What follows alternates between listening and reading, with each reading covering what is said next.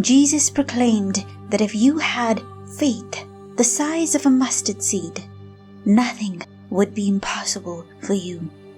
When Jesus displayed power over the elements by calming the storm, and when he walked on raging waters, he then too gave the understanding that these miracles depended on faith. But what was the nature of the faith that enabled Jesus to perform these wonders, and why have the masses failed to reproduce it despite him saying that we could? Did Jesus' faith include a faith in a deeper understanding of our realities and thus our world? In this episode, I have combined the findings in the newest arms of science with information from major religions and distinguished spiritual masters to put together a comprehensive understanding of what our universe is, how our universe works, and how we fit into it, to add a new dimension to our faith, not separate from our faith in God, but having this faith in God enhanced by the understanding of our reality.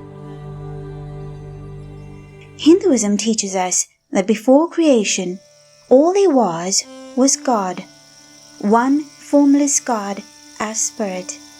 To enable creation, God divided himself into two aspects, the spirit and matter. In other words, the seer and the seen, or full consciousness and the unconscious. All that is contained within the universe comes down to these two basic aspects, the spirit and matter. Science refers to these two aspects as the observer and the observed. But although there are these two aspects in creation, these two entities are in essence one, having both come from the same source, spirit. And this is why, although a dual nature of existence is presented in Hinduism, its ultimate philosophy is that of non-duality, where the inherent unity of the two aspects are recognized again. Modern science has recently come far enough to give a glimpse into the underlying unity and sameness in all things. Quantum physics refers to the study of the universe at the minutest scale. One of the most dependable arms in this science is that of quantum field theory, which allows physicists to predict the outcome of quantum experiments with great accuracy. This theory tells us that quantum particles are the excited states of an underlying quantum field. Although several quantum fields have been identified, there have been postulations that it may eventually all come down to a single field, with various particles merely being aspects of that one field. This matches spiritual philosophy that states that the variety and complexity of matter originates in and is made from the sameness and subtleness of spirit. But even after this emerging of matter from the subtle field, there has been much said over the strange nature of what we believe to be matter. Let's look at electrons, for example, keeping in mind that an atom is made of electrons, protons, and neutrons, and that our world is predominantly made from these atoms. Electrons were once thought to be a particle orbiting the nucleus, much like a planet in the solar system. Now we understand, through quantum science, that the electron is not as straightforward as once thought. The electron does not behave as a particle until it is measured. But in its natural, unaltered state, it is not something physical at all. However, some scientists still describe the electron as the electron cloud because this area of nothingness seems to be carrying some properties, such as charge. The electron is therefore considered to be distributed in this non-physical space around the nucleus. In its natural state, meaning without experimental interference, it seems that this electron area has nothing in it but a set of qualities. An extract from a university science faculty article helps us to understand the enigma that is the electron a bit better. The electron is not like a buzzing fly hidden in the dark. It is not like a target moving so fast that you cannot track its location, or like a target hidden behind a smoke screen. The electron is a much more subtle object whose location can never be known for certain because it does not have a specific location. So the electron is not solid, but rather a portion in space that holds properties. But what about the rest of an atom? Protons and neutrons are made from quarks. Like electrons, quarks are also non-physical areas that contain properties. This non-solidity of quantum particles that forms the basis of our world brings the nature of all matter into question. However, when an electron is measured, it starts to behave like a conventional particle. But even then, it may not be a particle that it becomes at all. An electron is minutely sized and cannot be seen even with the use of any apparatus. Any solidity that we attribute to this electron is due to indirect observation of the effects of electrons on its environment. Could it be that this materialization of the electron is merely just a change in properties of one spot that now offers more resistance to intrusion than the other areas? Perhaps the electron is much like a force. For example, like the familiar magnetic force that is so palpable between two magnets, which gives the impression of something being there, but isn't physical at all. Any qualities of the electron that we measure, such as charge, may be the nature of the forces and not of an actual particle. After all, several quantum particles are already identified to be forces. Examples of these are gluons and newly discovered Higgs bosons. These are considered particles but are force. Other quantum particles, such as electrons and quarks, could then also be of the nature of force. Of course, the properties in each will differ and not necessarily match the description of conventional forces. But what is becoming clear through quantum physics is that what we define as particles are properties of space itself and are thus non-physical. And thus, there may never be solidity to the electron or any quantum particle under any circumstance. And this is confirmed in a conversation that Sri Sathya Sai Baba had with students. In it, Baba says, gravity itself is a divine force. Similarly, sound, atoms, and all that is experienced by you is divine force. One of the reasons why we interpret matter to be solid is because it has mass. But what is mass? The mass of subatomic particles are calculated and not measured directly. The calculation depends on force to calculate mass as a function of force and acceleration. But what does quantum physics say about mass? What is the mass of an atom made of? 99% of the mass of protons and neutrons are made from the mass of the strong nuclear force which binds the quarks that make up these particles. So most of the mass of an atom is attributed to force, specifically to the forces that bind the particles together. But what about the mass of the particles themselves? Although the mass of the electrons and quarks are themselves almost insignificant, the mass of these particles have also recently been attributed to force, specifically to the force carrier particles known as the Higgs boson. Over and above this, electromagnetic forces between the electrons and the nucleus also add mass. Thus, all the mass from an atom can be attributed to force, and all force is a property of space. Thus, mass is a function of a force in space and not an indication of solidity. And thus, what we see as solid is merely space. Just space with forces operating within it. In the regular-sized world, when we stand on a scale, the weight that is measured is actually a force, a downward force dependent on gravity. Our mass in kilograms is then calculated using the same equation by dividing the force by gravitational acceleration. Mass can thus be thought of as an anchoring force. Therefore, mass does not say much about an object's solidity, it only describes its forces. So far, we have the following conclusions. Matter is force, which is space. There does not seem to be any real solidity at the most fundamental levels, but merely space with differing properties.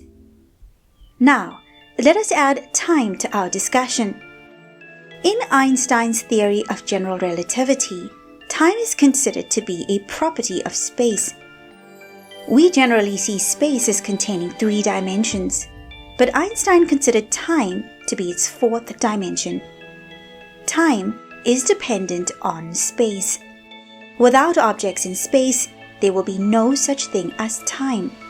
And space without time will be a frozen picture of space. Therefore, time adds another dimension to space. Einstein thus referred to space and time as one thing, space-time. So if forces are properties of space, they are also features of space-time. We now know that objects are made of space, although space with different properties from the space that we usually regard as space. Thus, the boundaries between what is a part of an object and what is around the object becomes blurred.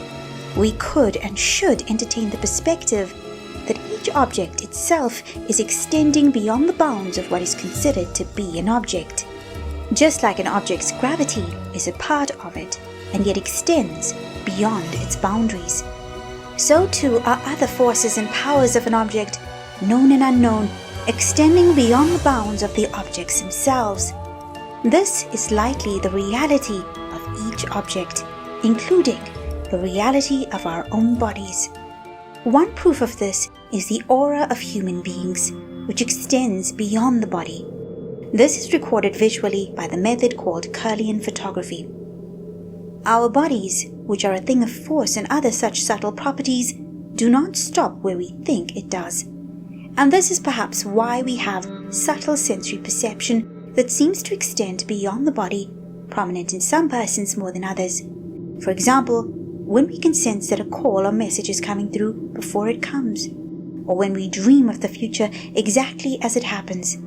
These are our subtle senses that operate beyond the body's space and time frame. Because if objects, including our bodies, are themselves so subtle, then our boundaries too are surely not as concrete as we may think. Also, the effects of the interactions of the body and the mind on the world is not as limited as we perceive, and does not stop where we think it does. Therefore, the separateness we observe and define our lives around is ill-founded, based on an illusion. And the spiritual journey is that journey that evolves our understanding from the perception of separateness to that of unity. And this perception of unity serves as a precursor to experiencing that holy union with God, who encompasses all of this. We are now in the fortunate position that today's science can help us in advancing the understanding of the inherent connectedness that spirituality was already teaching us for millennia. So far, all that is confirmed when it comes to matter is the presence of forces in space. But since we know from Einstein's famous equation E equals mc squared that energy and matter are related, how do we relate force to energy? Energy and force are very closely related. In conventional physics, the force describes a change in the form of energy, and it describes this transformation of energy over a distance. Therefore, we can see at a fundamental level the connectedness of force, matter, and energy, with all three merely describing a situation in different ways. Sai Baba has said, scientists are not examining the relationship between matter and energy in the correct way. Scientists hold the view that matter is convertible into energy and vice versa. But in fact, the two are not separate. They are inseparable, interlinked, and interdependent. The attempts to divide matter and energy have given rise to many doubts and confusions. Whether we see the electron as a non-physical property-holding area, or whether we see it as a point particle, matter is still lots and lots of space. One of the important experiments that first alerted us to this fact was conducted by Ernest Rutherford in 1911 using alpha particles. Alpha particles are much smaller than an atom, being made up of 2 protons and 2 neutrons from an atom's nucleus. The protons make it a positively charged particle. In the groundbreaking experiment, Rutherford shot beams of these subatomic particles at a very thin sheet of gold foil. On the other side of the foil was placed a screen that would glow when the alpha particles struck it. This screen showed that most of the alpha particles went straight through as if the foil were empty space. Only the alpha particles that were deflected by the very small volume he called the nucleus did not make it through. This experiment showed the world that there is a great amount of free space within an atom. Even in the case of the deflection of alpha particles by the positive nucleus, that deflection probably happened before these particles even touched, because of the forces that cause repulsion between like-charged particles. Thus, importantly, this experiment does not disprove that the nucleus too is just space. In the case of neutrinos, the most abundant particle in our known universe, 100 trillion neutrinos pass straight through your body unimpeded every second. The neutrino can even pass through the Earth unimpeded. There is only a 1 in 4 chance that a single neutrino will interact with an atom in your body in your entire life, because neutrinos interact only with the weak nuclear force that controls radioactive decay. Does the neutrino not prove to us that the nature of reality is really space? Science and spirituality may be telling us a different story than what we have so far believed. But we still have one more problem. Well, 5 to be exact. The senses. The senses tell us a different story, a story of solidity.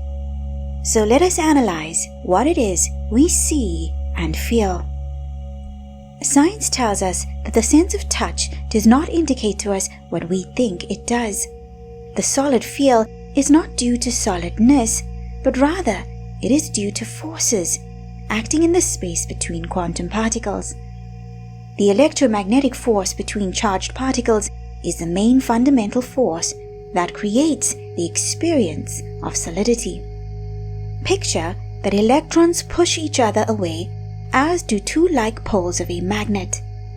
When you hold the ends of 2 magnets together, with the ends having the same polarity, you feel resistance, as if something is there. Can you see this something in between the magnets? No. Is this force something physical? No. But can you feel it? Yes. The same could be said for our sense of touch. Just as the magnetic force field creates the illusion of solidity, so too does the electromagnetic force create the illusion of solidity. And even if we consider quantum particles to be solid points, if the atom were the size of St. Peter's Cathedral dome, the electrons would be like specks of dust whirling around in the vast space of the dome, while the nucleus would have the size of a grain of salt, says Dr. Fritjof Capra. And thus, even if these were solids, they could hardly be the cause of the solid feeling by themselves. Therefore, the conclusion is the same, no matter what model of the atom you are holding on to. There is a lot of space within an atom, and the feeling of solidity is due to force, and not due to the solidity of matter itself, because electrons do not even approach each other close enough to touch. And since our bodies are made of atoms with an outer layer of electrons, then we never really touch anything. All we really feel is force. When atoms bond to each other to form molecules, it is also by this electromagnetic force between charged particles. And when molecules bond together, it is also due to this force between the charges in the different areas of the molecules. So, what keeps the force particles of an object together is force, and what gives an object the feel of solidity is that same force. And thus, our sense of touch is not in any way an indication that objects of this world are solid. But what about sight? Sight seems to portray the idea of solidity to us. If the world is either mostly space or all space, then why do we see solid objects? This question opens up a treasure trove of understanding when we look at it through the eyes of quantum physics. What we observe when we see is the play of light with electrons. To understand this better, let us understand what light is. Light originates when the electromagnetic force pulls on an electron that has excess energy. This pull by the electromagnetic force causes the electron to release some of its energy as light. Light imparts this force or causes an energy transformation to whatever it interacts with, and it is therefore often referred to as the optical force. Now let us look at the other player in this, the electron. We know that an electron is not a physical thing, but we also know that an electron behaves as a particle when it is measured. So, in an effort to understand the electron better, scientists map the areas in which an electron is most likely to behave as a particle when it is measured. This area is known as the probability cloud, because it is the area that an electron will probably be in when it behaves as a particle during measurement. In this area, there are parts that have a higher probability that the electron will be in it than other parts. In many electrons, these areas of higher probabilities fluctuate, but they do so rhythmically, in a repeating fashion.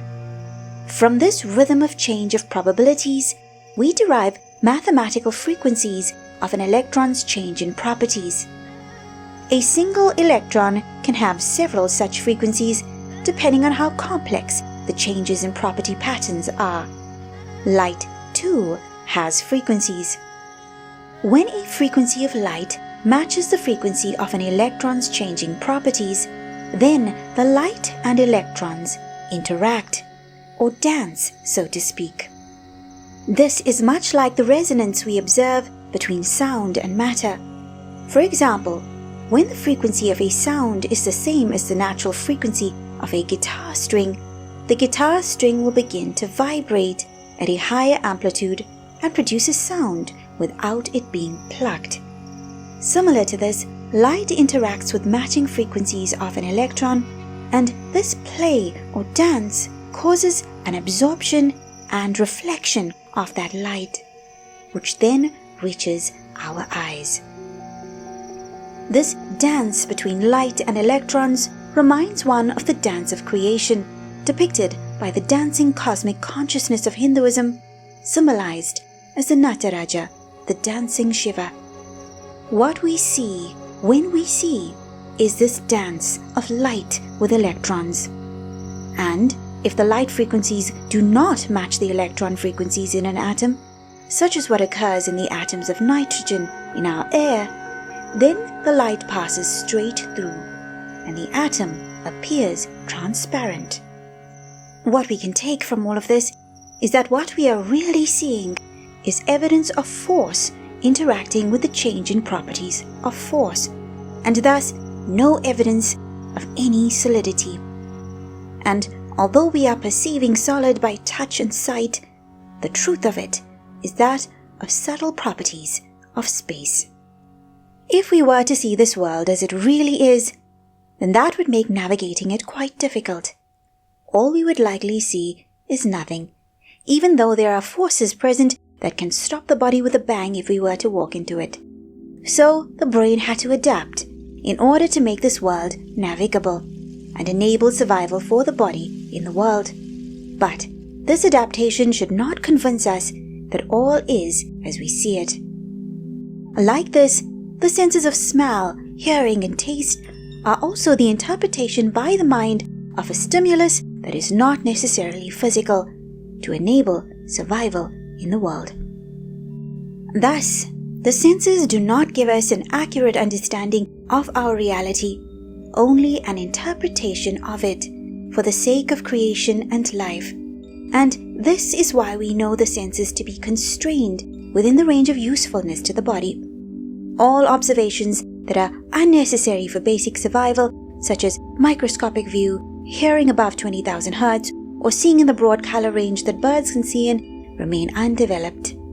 Senses are for the usefulness to the body, and the perception of the true reality is left to the deeper introspective powers and spiritual powers of man. Jesus said, as recorded in the Gospel of Thomas, "I shall give you what no eye has seen, what no ear has heard, what no hand has touched, and what has never occurred to the human mind." But what about pain? Doesn't pain prove the solidity of the body? As with the other senses, pain is an assessment by the brain of a status in the body. And this assessment is useful in enabling the body's survival in the world. Pain is thus a tool used for survival and does not serve as proof of solidity. When something breaks or changes physically in some way, it is due either to the addition of energy or loss of energy to that space. The change may be brought about by mechanical force or chemical reaction, but when it comes down to it, it is all exchange of energy and is therefore no indication of solidity. So far, we understand that matter, force, and energy are all properties of space. But there is another aspect of quantum physics that reveals something more about the nature of reality, something that can add on to this powerful understanding of the universe.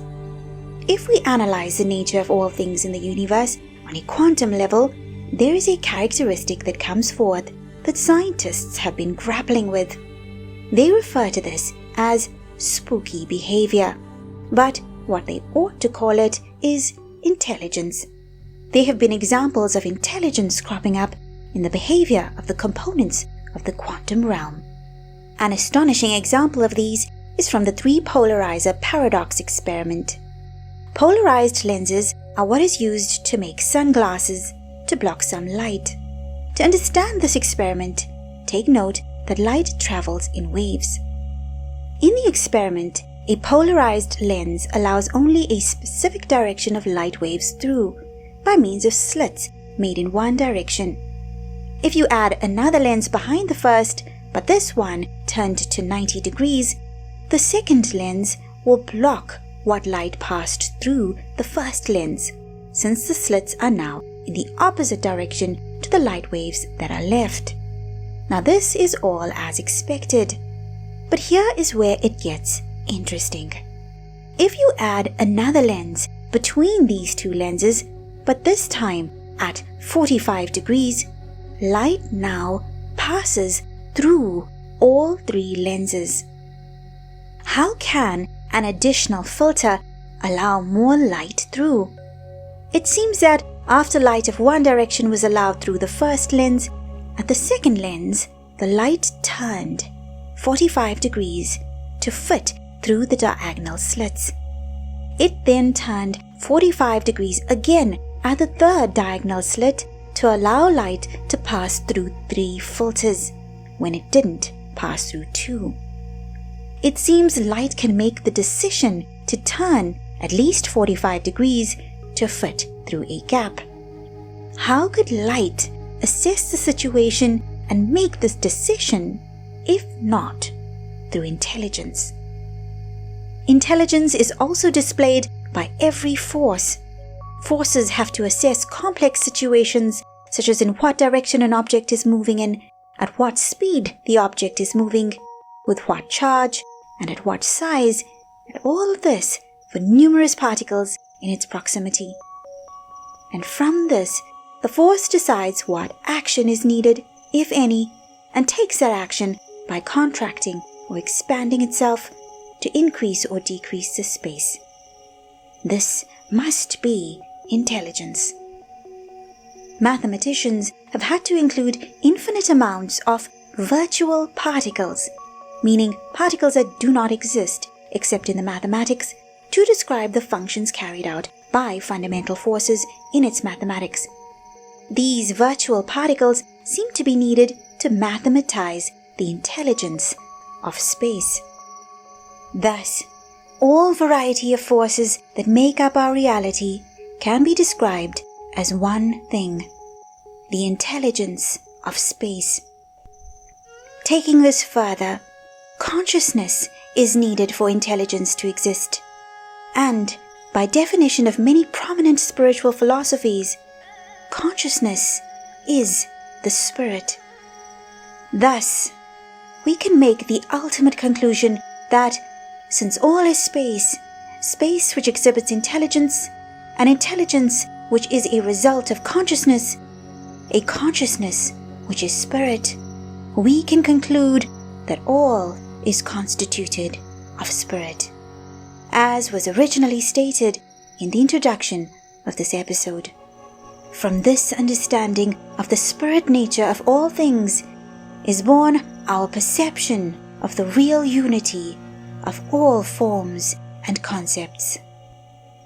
Sathya Sai Baba has said, "Nothing in this world is inert. Everything is full of consciousness. This is nothing but energy. There is no matter. To receive this energy, you don't have to wait. You can see the form of this energy in a moment. Form is only one." Now, there is one more description that we can add to this new understanding of the nature of our world, and it is evidenced in the quantum phenomenon of quantum entanglement. When quantum particles become entangled, they become related via proximity or interaction to form a relationship that unites them and binds them such that they respond as one thing, united. Now, the amazing part is that if these entangled particles are then to be separated, even light years away, as soon as one particle is changed or affected, say through measurement, the entangled particle will immediately display the same reaction as the affected particle. This shows not just intelligence and consciousness, but this shows a connection between particles that gives off the perfume of love.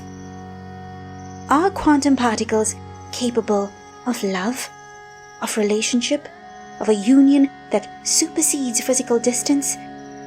Spirituality says a resounding yes.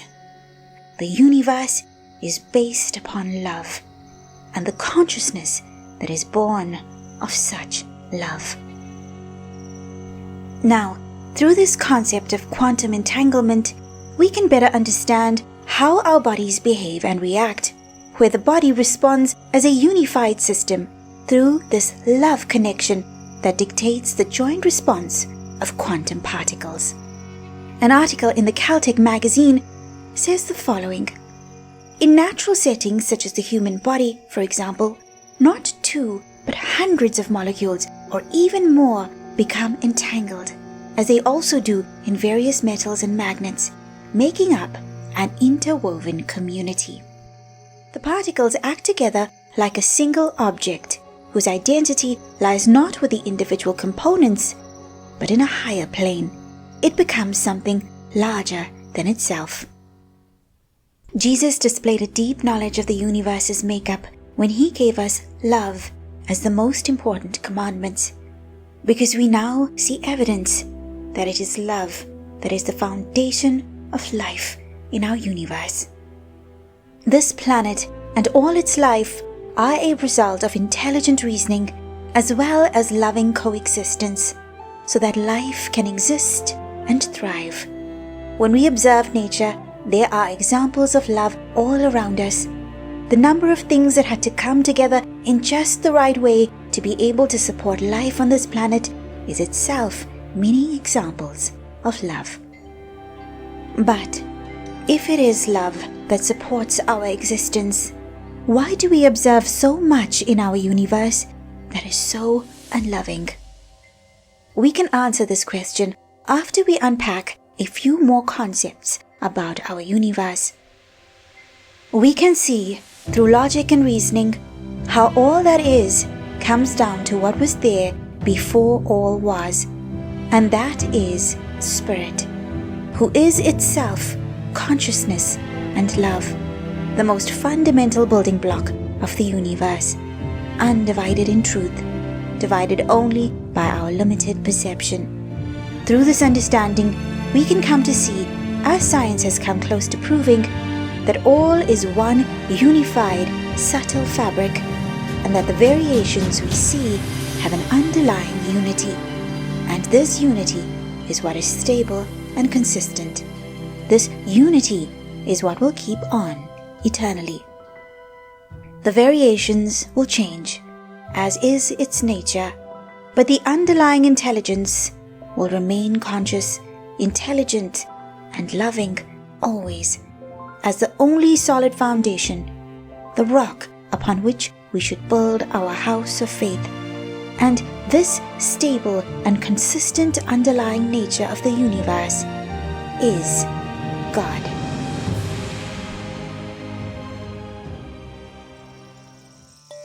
So if all is made of spirit, and there are two denominations created from spirit, the observer and the observed, or fully conscious spirit and unconscious matter, where do we, as conscious life, fit into this?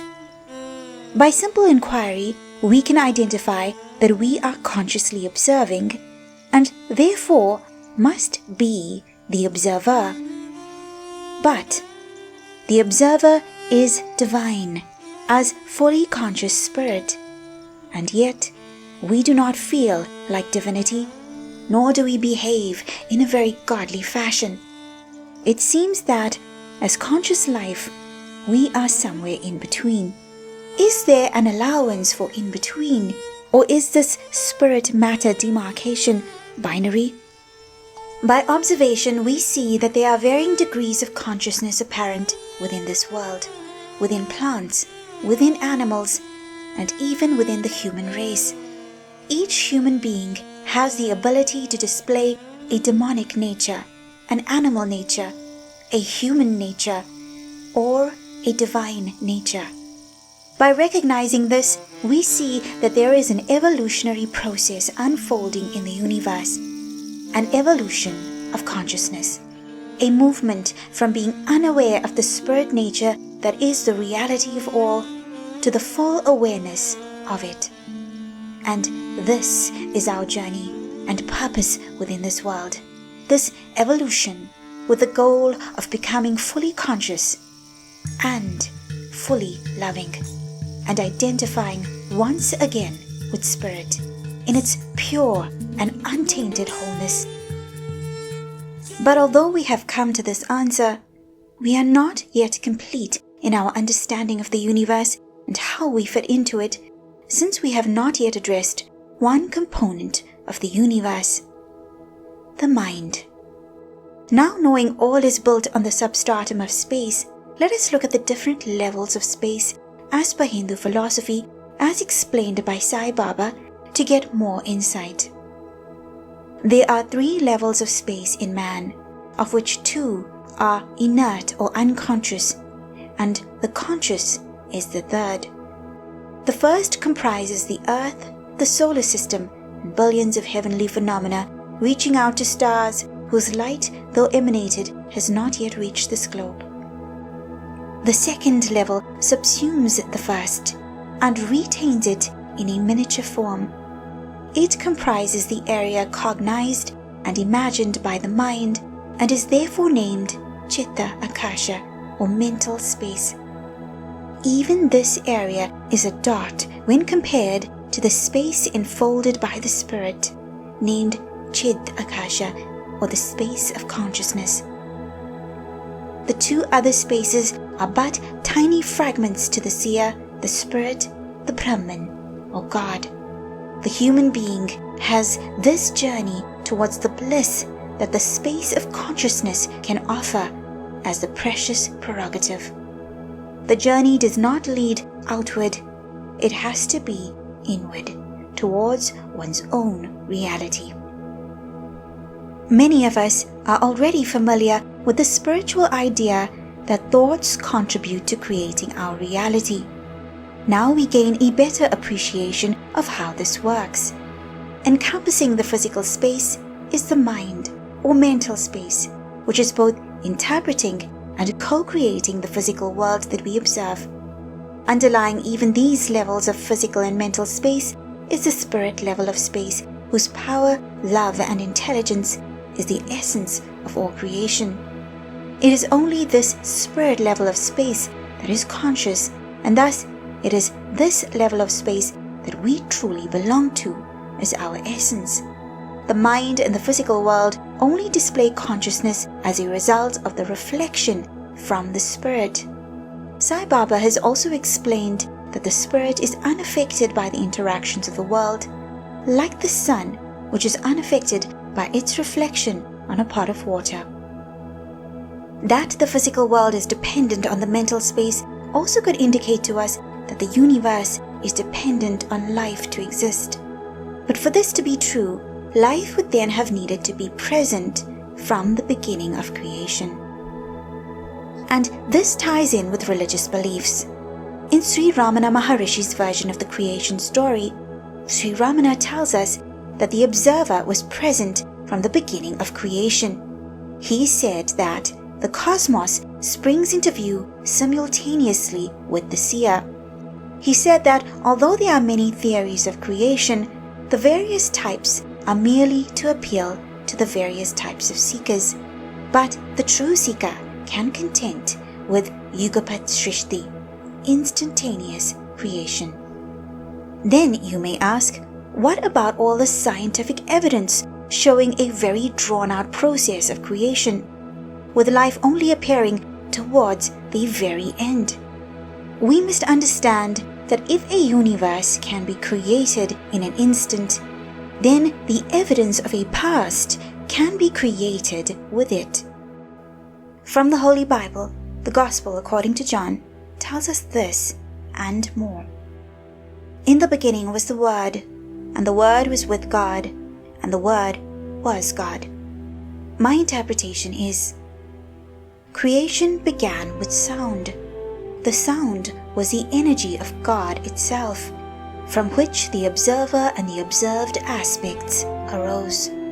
He, being the observer, was in the beginning with God. All things were made through Him, and without Him nothing was made that was made. All things were made through the observer aspect, through the observer's mental space. In Him was life, and the life was the light of men. The observer is all those things with life or consciousness, but it is man that has the potential for light. And since light is what allows us to see, this must refer to humanity's unique potential to see the truth of who we are as unified spirit. And the light shines in the darkness, and the darkness did not comprehend it. Now, if light is true perception, then darkness refers to the illusion or ignorance that prevents true perception.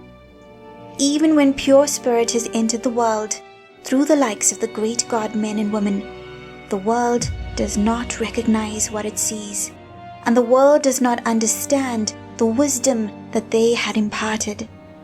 This we observe even today, approximately 2,000 years after this paragraph was written, where religion is misunderstood, and worse still, through this misunderstanding is weaponized to cause genocides, oppression, and destruction, instead of bringing the love and peace that the pure of spirit intended to impart.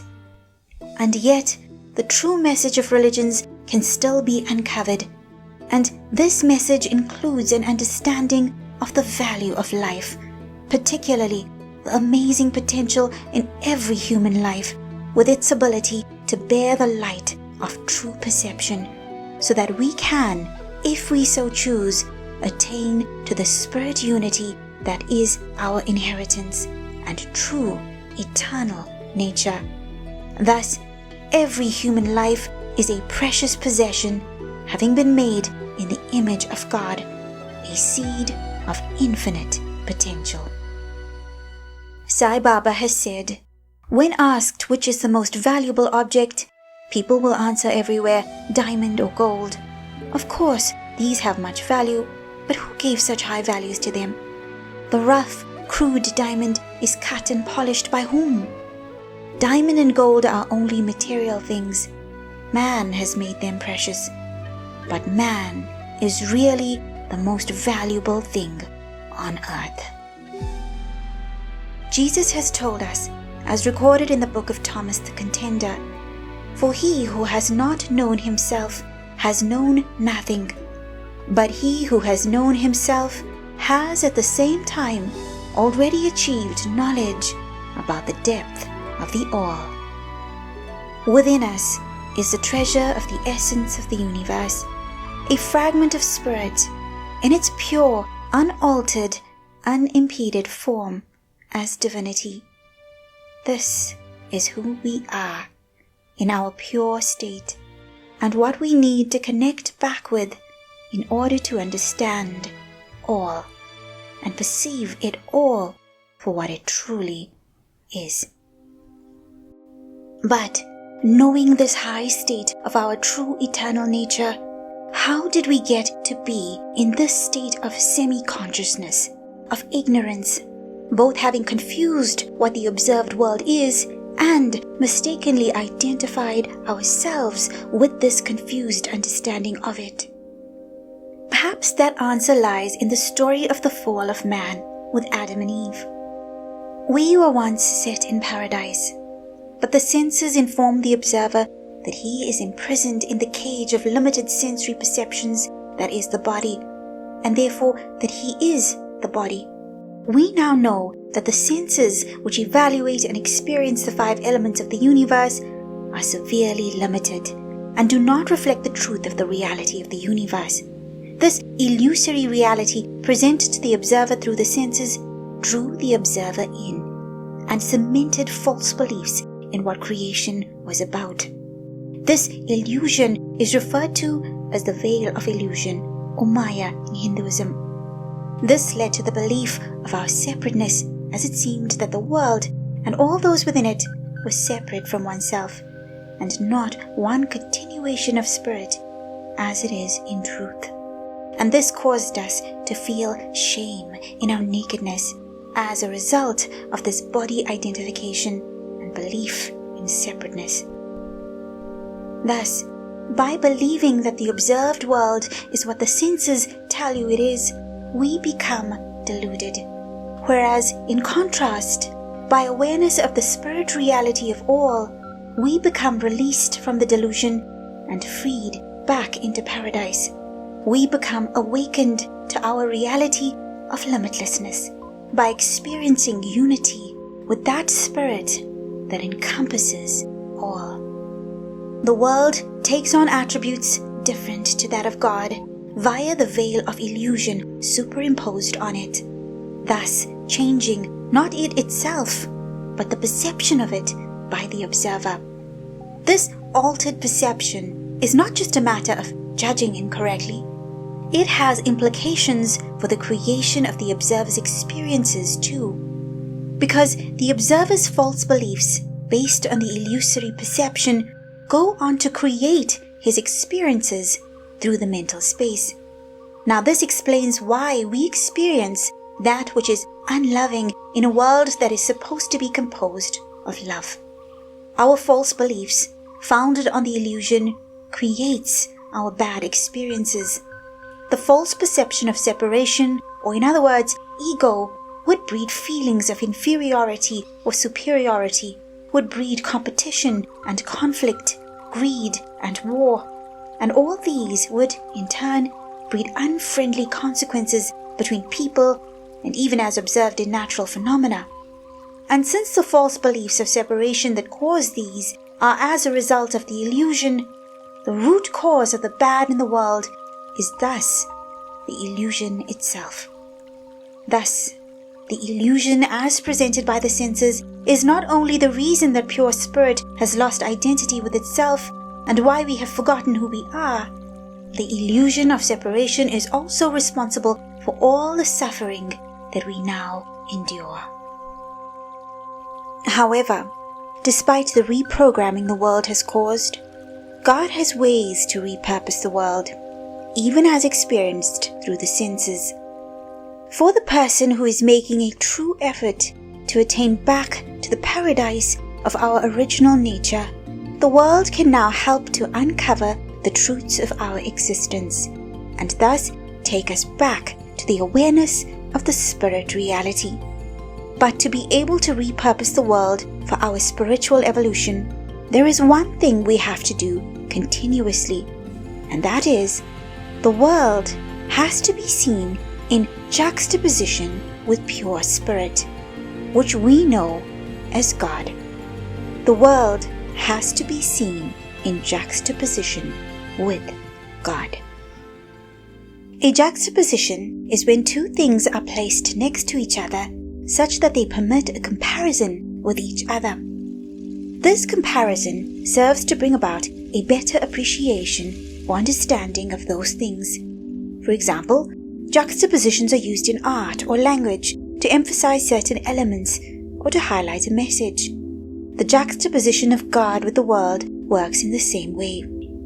The human life is so valuable for spiritual progress because it is in a human life that we can perceive both God and the world with discernment, so that we can fully awaken in understanding through deeper and deeper comparison. Often a juxtaposition is contrasting, meaning that it is used to highlight the differences between things.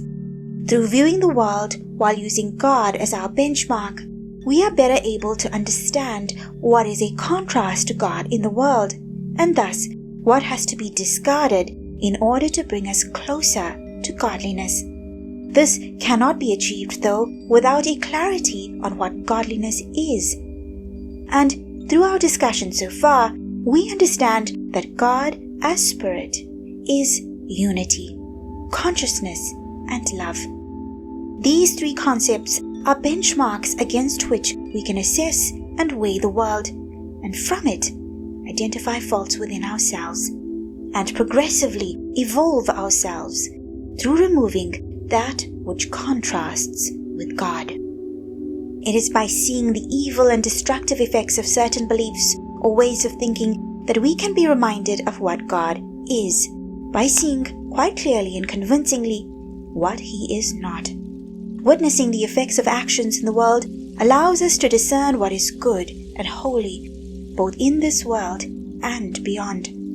Actions that enable separation or enable sense obsession bring suffering, and these are quite clearly not holy nor godly, and does not uphold the belief in the holiness of all human life that we are uncovering in this philosophy.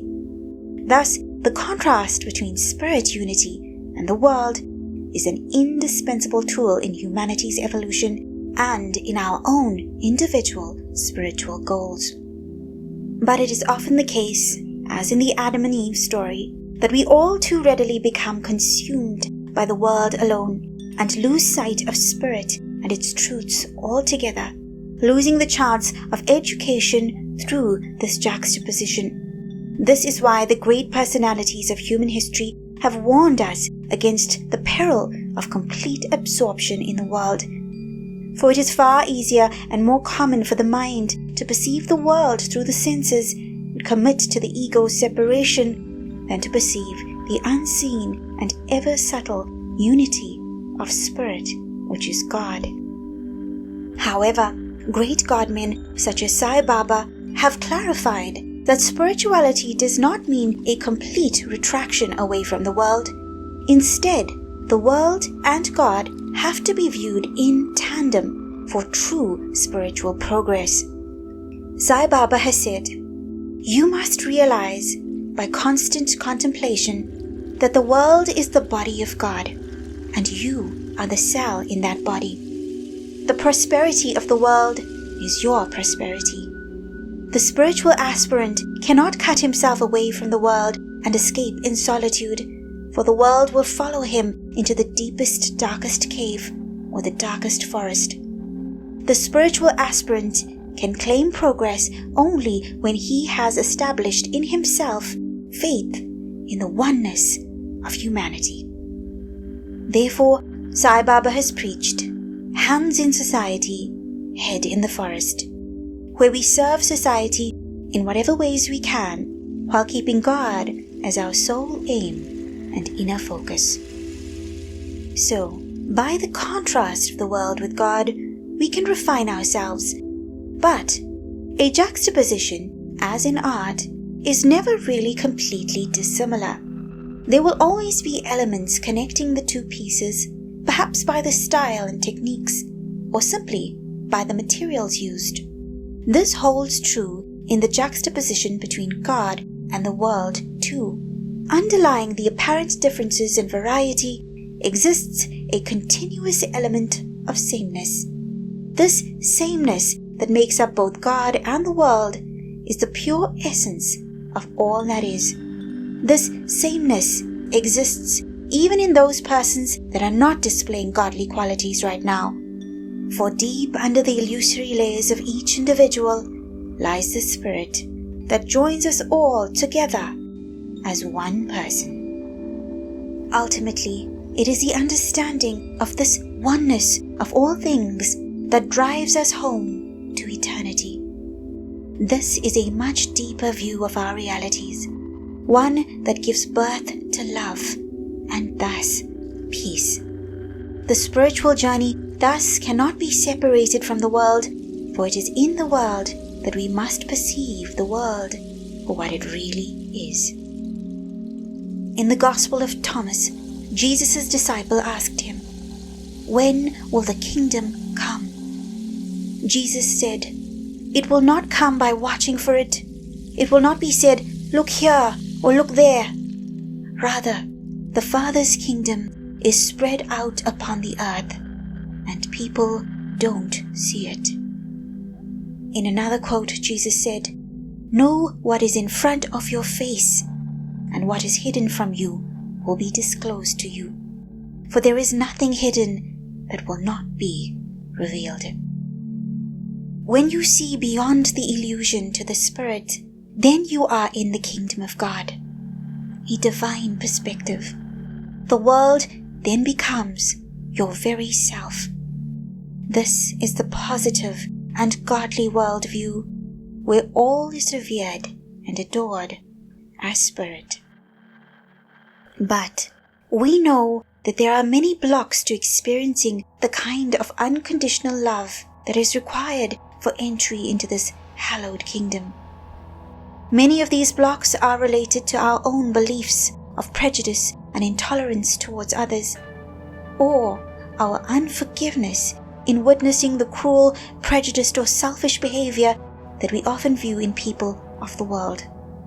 For us to remove these blocks to our love, we need to understand a few more things about our universe. So far, we understand that we have some powers of co-creation through the mental space, and we call this our limited free will. God also has a will. God's will is what sets the stage that we now act upon. It is our thoughts within the range of our limited free will that determines our destiny, circumstances, and experiences on this stage through the mental space. But what are the rules that govern this process of co-creation through thoughts? Sai Baba has revealed 3 systems that govern creation. He said, "All that we experience in the outside world is only a reaction, reflection, and resound of the inner being." Baba explained 2 of these concepts further when he said, "You cannot have reaction without action. You cannot have resound without sound." From this, we can gather that reactions are the results of our actions. But this must not be mistaken for a philosophy that now makes the victims the offenders. Rather, we must understand that all persons are in truth sinless, as their true eternal form is spirit, which can never be tarnished by sin. Thus, there is nobody that deserves to suffer, for our true nature is spotless, and thus what we each truly deserve is to inherit the bliss of this true nature. But hard experiences can be used as methods of growth to ferry us towards the spirit truth that is our reality. Thus, suffering is not necessarily an indication of badness, because all of us have accrued sin in this worldly plane, and the timing of inheriting the bad results vary. Instead, if we are seeking growth, suffering could be seen as a condition of ripeness and readiness to learn from the effects of past actions for the purposes of transformation into holier and holier versions of ourselves as we grow through gaining from the experiences of life. Think of it this way. We have created from our various actions and beliefs many effects. From this pool of effects, God chooses what we are ready to benefit from, if we so choose to use the experience as such. Thus, even though we create the experiences, we can still see all experiences as God-given, since He has selected the timing of these experiences for us, for our benefit, when we ask Him for our growth. Thus, God does not create bad experiences, but He gives to us what we have created in the timing that is best for our evolution. Therefore, suffering may be an indication of ripeness to evolve, and not an indication of an overwhelmingly bad past. Of course, there will be the cases of the reactions of evil deeds, because unfortunately bad people do exist in the worldly sense, and justice will prevail. But all have the opportunity to benefit from their experiences to further our evolution, just as all are equally good in their reality, and thus God is equally merciful to all. We must also thus understand that what is seen as good by the world isn't necessarily good for the person. A person may harbor many worldly goals, but this will not necessarily afford one peace and happiness. Jesus said, "Do not lay up for yourselves treasures on earth, where moth and rust destroy, and where thieves break in and steal. But lay up for yourselves treasures in heaven. For where your treasure is, there your heart will be also." Thus, spirituality is not the means for manifesting material wealth. Rather, it is a journey to accumulating something far more valuable than can be held in vaults, acres, and egos. Thus, sometimes what is seen as a lack of grace or gifts is actually a series of blessings, saving one from situations that they would not have enjoyed, or, more significantly, not have benefited from in terms of growth towards the truth of spirit. Because it is this goal that is God's priority. Because it is this goal that leads to our true enjoyment. Treasures of the world are not a reflection of who we are, nor of the grace of God in our lives. The true indication of the grace of God is how much of love and faith we foster, and how much of unity we foster. For it is this that delivers one to the divine inheritance of our spirit reality. The Holy Quran says, "Be sure we shall test you with something of fear and hunger, some loss in goods or lives, or the fruits of your toil, but give glad tidings to those who patiently persevere, who say, when afflicted with calamity, 'To God we belong, and to Him is our return.'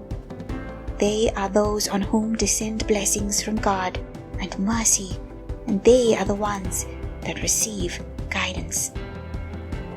Growth doesn't necessarily merely mean removal of evil from within us, although often it does. But in highly evolved persons, growth becomes a preparation for higher roles. Through experiences or witnessing of suffering, our compassion is continually grown so that we can choose to live a life of love and equality. At every step, we will be tested in the awareness of spiritual unity to help us entrench the truths of the Spirit deeper and deeper.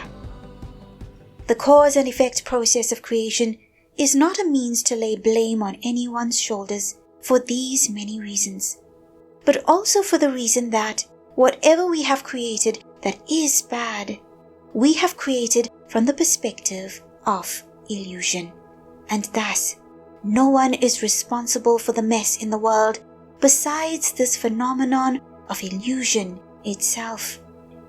By understanding this, we can understand that we all can be and will be exonerated from every sin when we come to God in the truth of our true identities, because our true identities will not carry the stain of the results of the illusions that were upon us. In light of illusion being the force responsible for all wrong, we thus also each have the purpose to forgive and to be forgiven. Just as a child is not blamed for not knowing, so too are we all blameless, spotless, and guiltless before God in eternal reality. However, forgiveness is not permission to allow a person to continue committing bad. It is in the best interests of all parties to prevent persons from creating further bad effects in the world. Fortunately, we are not left to endlessly endure the suffering caused by illusions. In our efforts to attain to a hallowed state, the moral compass or the conscience is the guide, and this conscience is the voice of the Holy Spirit within us. Once a lesson is truly learned, all trials associated with that lesson come to an end, for the purpose of that trial has come to an end. It may not always be obvious what lesson each trial brings to each individual, and the same experience may bring a completely different lesson to different persons, all depending on where we are in the evolutionary learning curve and what new revelation will progress us then. There is therefore no guidebook we can go to say that this event means this lesson. It is a journey personal to the individual. But even the person who is near the holiest of goals will have some sort of lesson to learn to ferry him or her over the ocean of illusion until the ignorance is finally abolished and the truth shines its comforting light on the yearning heart. This is not to say that we should always accept things in the terrible states that they are in.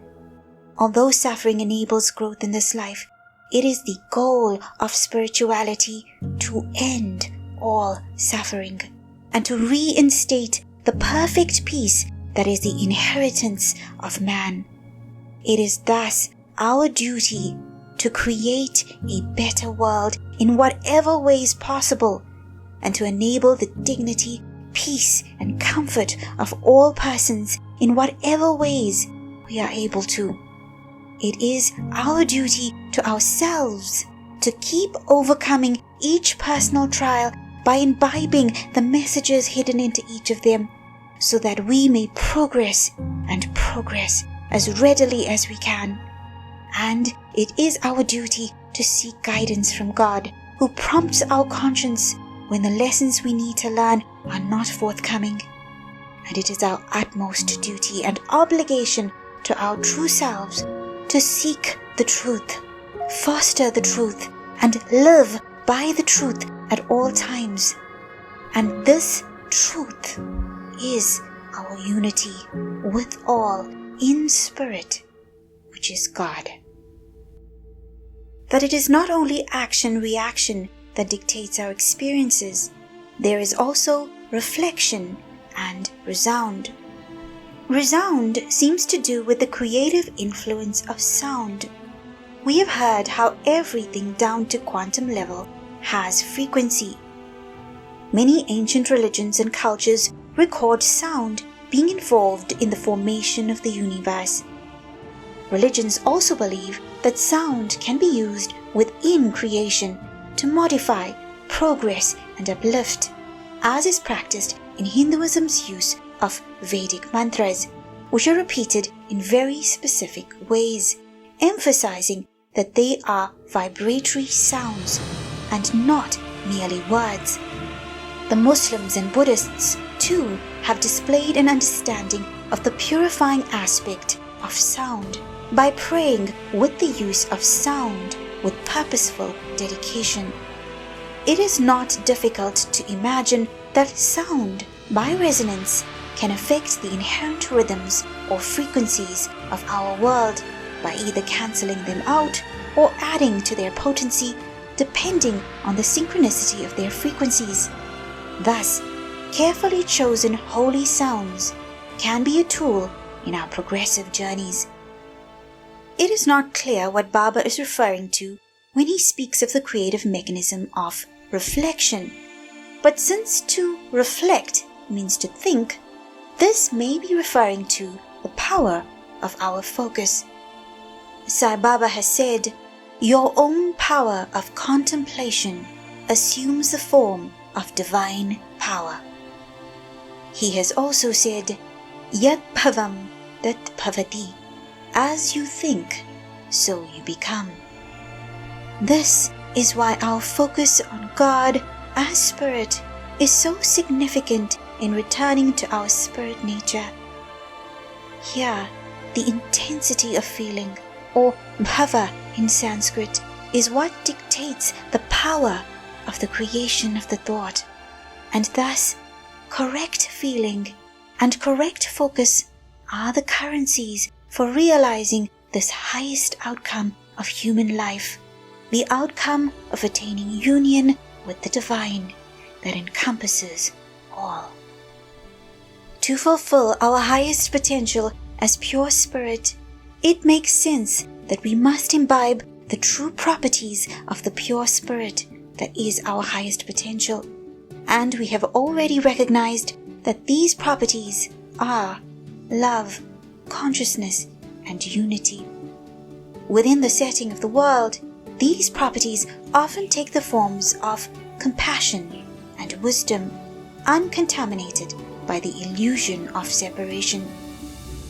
Compassion and wisdom drives us to serve the society of which we are a part, seeing no distinction between ourselves and all others and all else. In this mindset, we become servants of the world. The conditions of class, race, nationality, financial status, power, religion, race, color, and past actions do not influence us in our expression of this love. All become equal in our eyes, all as fragments of spirit, temporarily covered in illusion, but in truth, parts of our very selves. The various kinds of work that we are called to serve with are no longer seen as higher or lower, and we try to use our God-given resources and talents to serve the society that we depend on and that are dependent on us in the most useful ways possible within our means. If everyone interprets spirituality in this way, then we will have a cohesive, harmonious, peaceful society that functions for the welfare of all. All this while progressing our individual evolutions and marching us collectively back to the paradise which we once lost. There is no other way that paradise can be achieved, both within one's heart and within society, than through love, born of the awareness of our unified identity and our selflessness in serving that unified identity. And thus, the true spiritual path includes aligning our free will with that of God's will, acting as God would desire for the world, like Him as a servant, with selflessness and equal love for all people. Sai Baba has said, "When one is strongly established in love, one qualifies for mergence with the divine, to become one with the divine. He has also said that there is no force more powerful than love in this world. When we resonate with love, we are resonating with the will of God, and like matching frequencies, we become empowered by the divine spirit itself to add light to this world. It is this love that gives birth to the ecstatic bliss that is our due as the goal of spiritual attainment. Jesus' intentions were not to amass power, wealth, or land for any religious body, nor to gain popularity and name and fame for himself. Rather, it was a selfless act that helped people to create a better world for themselves by going to the root cause of incorrect creation, and that is the incorrect beliefs in what reality is, and incorrect actions that result from this untrue perception. Jesus understood that the best service he could do for his fellow man is to undo false perception, and his miracles and his resurrection served this cause as proof of the good news that he was preaching, that the human being is truly spirit, and not bound to the body nor the laws of the created world, that we are, in fact, as human beings, masters of our fate and masters of this world, and are only now enslaved to it, and enslaved to the perception of death because of the delusion that has clouded all of our sight with the history of life. Jesus also taught that help was available to each of us, and answers can be received from that true example of ourselves within us, the Holy Spirit, that can be accessed by a truly seeking heart. Such is the mercy of the unabstracted Spirit we know as God. Jesus thus did not preach his exclusive divinity, but he preached the divinity and spirit identity of all mankind, and encourages us to follow a value system that will enable us to once again align with the will and purpose of God. Jesus said, "Yet a time is coming, and has come, when the true worshippers will worship the Father in the Spirit and in truth, for they are the kind of worshippers the Father seeks." God is Spirit, and his worshippers must worship in the Spirit and in truth. And he said, "On that day you will realize that I am in my Father, and you are in me, and I am in you." To find what is the truth of what we see and what we are, we must go within, to commune with God as Spirit, who is beyond the physical space and beyond the mental space, and rediscover the essence and fabric of all, the Spirit, of which we ourselves are a part. And to merge in the Spirit, we must merge our wills with the will of God, a will which is always loving. This world is the playground of the observer, a game designed to redirect us back to the knowledge that we had before it all, back to awareness of spirit and our true potential, back to being the unaltered observer, unaffected by delusion or grief and pain. The evolved humans that have achieved seeing with the light of God have provided us with guidelines which catalyze the removal of ignorance and illusion, so that much can be achieved within these short lifespans. Now knowing all this, that the world is made of spirit, of divinity, of which we are a part, that our thoughts influence this creation, but that spirit is continuously shining light on the situation, hinting and prodding us back to reality, back to our true perception, that we are united by this common bond of what we all are, and that we are ultimately stainless and sinless in our true reality. We march onward in a new hope, a grander hope than we have imagined before, and He promised that by the fact of our eternal nature, we will all meet success in our efforts to connect with and become the infinite one day, perhaps even one day soon. This unity and infinite love, the Spirit that is the fabric of the entire universe, is our promised land. Here there is no boundary walls, no guns, bombs and tanks, no judgment, no pain, no hunger, no lack of love, no absence of compassion, only joy and peace. And when this realization comes to man, then thy will be done on earth as it is in heaven.